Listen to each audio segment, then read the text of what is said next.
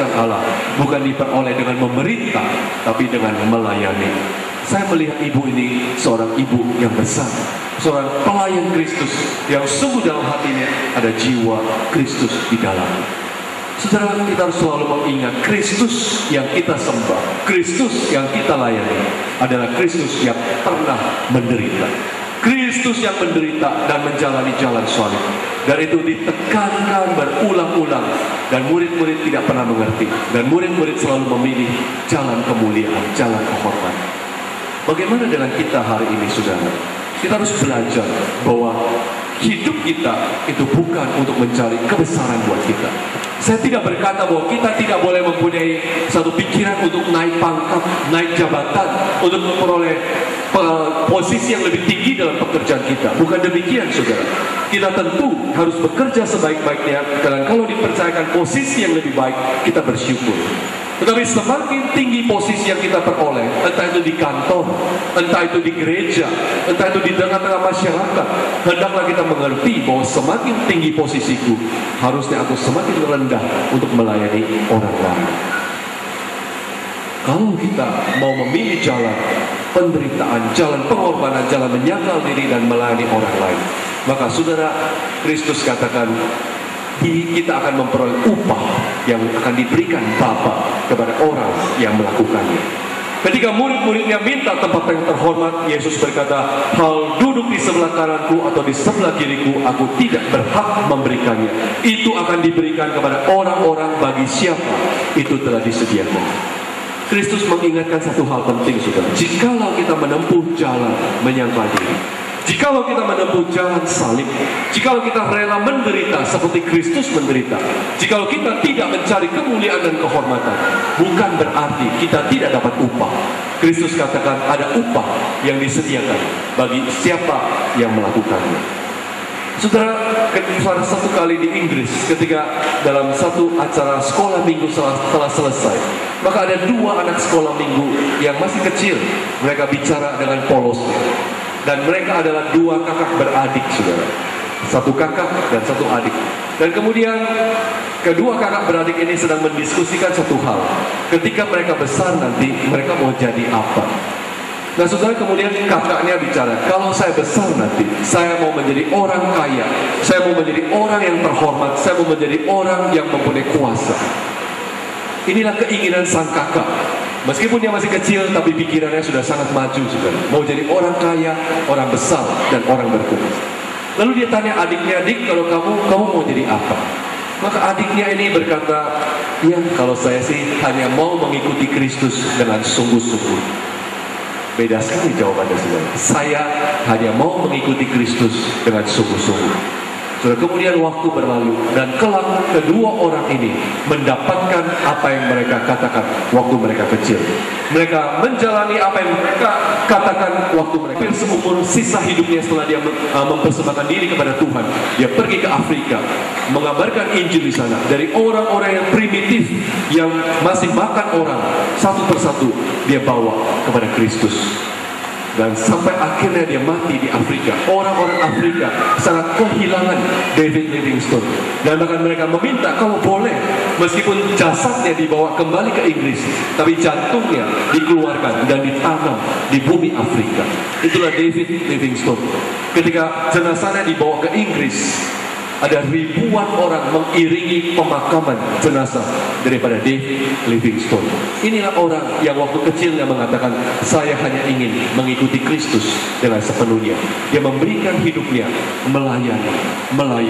Dia memberikan dirinya menuju tempat yang lebih rendah, semakin rendah, bahkan mati di tempat itu.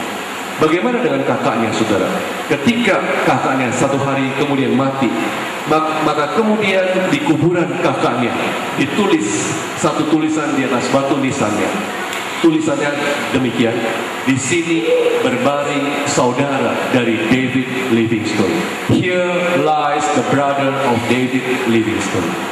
Saudara, kita lihat siapa yang memperoleh kemuliaan, siapa yang memperoleh kehormatan yang sesungguhnya. Kakaknya ini hanya sementara dia memperoleh kekayaan, kemuliaan, dan kehormatan di dunia. Tapi setelah dia mati, bahkan dia harus meminjam kemuliaan nama adiknya di atas batu nisan kuburannya. Saudara, inilah yang saya percaya apa yang Kristus katakan itu telah disediakan bagi siapa yang berhak atas itu. Maka saudara, kita jangan pernah berpikir jika kita menempuh jalan menyangkal diri, jalan melayani, jalan berkorban, maka kita habis, maka kita rugi, maka kita tidak mendapat apa-apa. Ini bukan prinsip kerajaan Allah. Kita harus rela menjalani jalan salib ini. Kita harus rela mengikuti Kristus yang menderita. Maka kita boleh berharap akan kemuliaan yang Tuhan berikan di dalam kerajaan yang kekal dan bukan yang sementara dari dunia ini.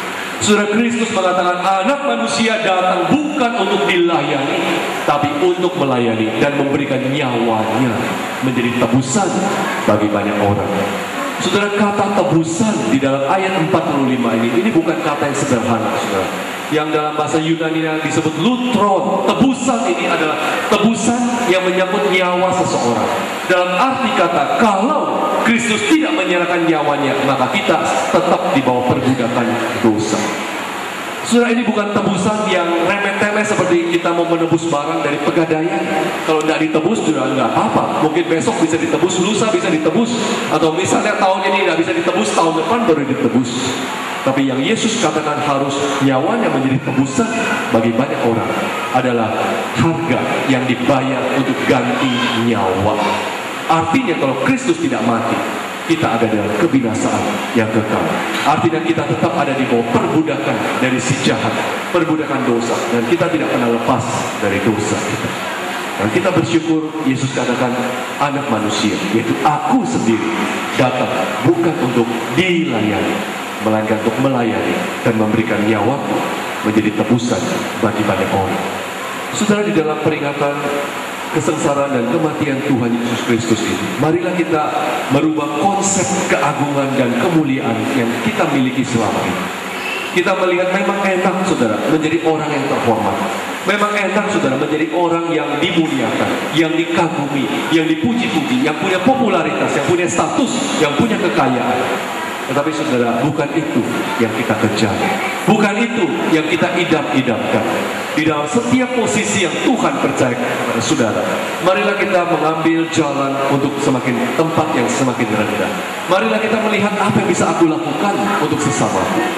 Jikalau kita melakukan apa yang Kristus lakukan, maka kekristenan sungguh-sungguh menjadi garam yang menggarami, menjadi terang yang membuat cahaya benderang di dunia yang gelap dan pahit dan bengkok ini.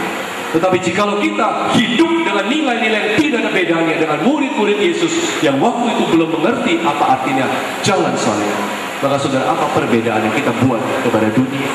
Dimanapun kita hanya menjadi orang-orang yang mau memerintah dan mau orang tunduk kepada kita, dan kita tidak membuat perbedaan apapun dengan orang-orang dunia ini. Tapi saudara, marilah kita mengingat Kristus yang kita sembah adalah Kristus yang menderita, yang rela turun ke tempat yang semakin rendah dan paling rendah, dan mati dalam keadaan yang saya percaya tidak ada yang lebih rendah daripada keadaan Yesus waktu dia mati. Tubuh yang hancur, tubuh yang begitu kotor, berlumuran darah, status yang begitu jelek melekat pada diri Yesus, dan itu semua dia pikul supaya kita selamat. Saudara, jikalau bukan karena Kristus rela mati di kayu salib, di mana kita hari ini berada? Jikalau bukan karena Kristus rela menjalani jalan salib, memberikan nyawanya menjadi tebusan, apa yang terjadi dengan kita pada hari ini? Jikalau Kristus tidak mau mengambil jalan penderitaan, saudara, pengharapan apa yang kita miliki pada hari ini tidak ada selain menuju kepada kebinasaan dan terus-menerus dalam perbudakan dosa, dan kita tidak bisa lepas daripada dosa. Namun kita bersyukur Kristus memilih untuk mengambil jalan penderitaan. Saudara, biarlah kita belajar mengubah konsep kita tentang kebesaran dan kehormatan. Kita menanggalkan keinginan dalam urutan patuk-mematuk, tidak lagi kita mencari tempat yang utama, tapi kita rela menjadi tempat yang terakhir. Karena kebesaran yang sejati bukan diperoleh dengan berkuasa atas orang lain, tapi diperoleh dengan melayani dan memberikan hidup kita buat orang lain. Kalau Kristus memberi hidupnya buat saudara, biarlah saudara memberikan hidup saudara menjadi sesuatu yang berarti buat orang lain. Saudara, kita tentu tidak mencari kemuliaan dan kehormatan,